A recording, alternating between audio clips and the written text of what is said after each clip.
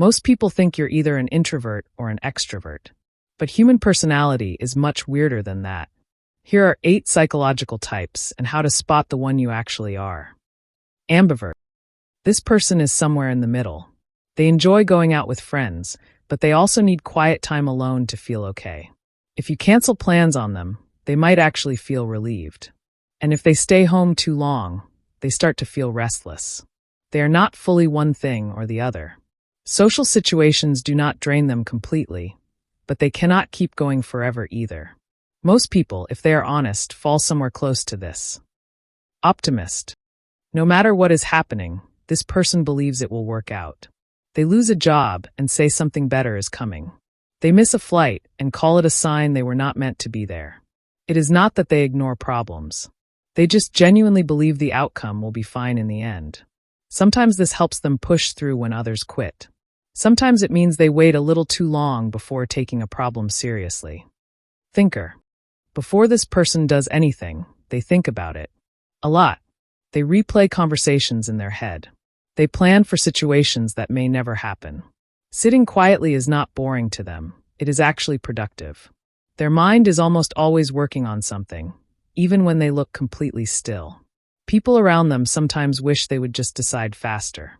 But when a thinker finally makes a decision, it is usually a well-considered one. Introvert. Being around people takes energy from this person. That does not mean they are shy or unfriendly. It just means that after a full day of socializing, they need to go somewhere quiet and recharge alone.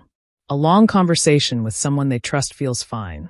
A loud party full of strangers feels exhausting. They often prefer one deep friendship over 10 casual ones. The world tends to reward louder personalities, so introverts sometimes get misread as cold or distant, when really they are just conserving energy. Risk taker. This person acts where others hesitate.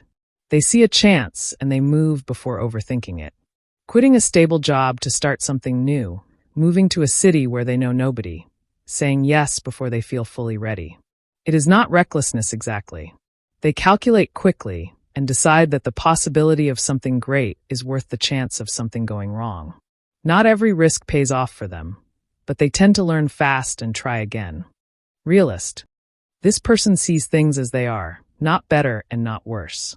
When everyone else is excited about a plan, they are quietly checking what could go wrong. They are not trying to bring the mood down.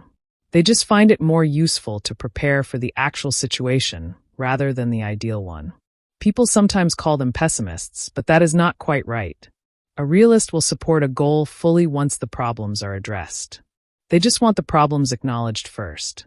Omnivert. This one is less talked about but very real. Unlike the ambivert who stays in the middle, the omnivert swings between extremes. One week they are out every night, full of energy, talking to everyone. The next week they do not want to leave the house or answer messages. It is not a mood disorder. It is just how their social needs move. The people close to them sometimes find it confusing, but the omnivert usually knows exactly which version of themselves is showing up on any given day. Extrovert. This person gets energy from being around others. Silence makes them uncomfortable. Being alone too long feels draining in the same way that crowds drain an introvert. They think out loud, process feelings by talking, and often feel their best after a busy social day. They are not shallow just because they like company.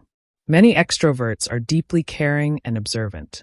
They just need people around to feel like themselves. Put them in an empty room with no one to talk to, and they will find it genuinely hard to focus. So which one are you?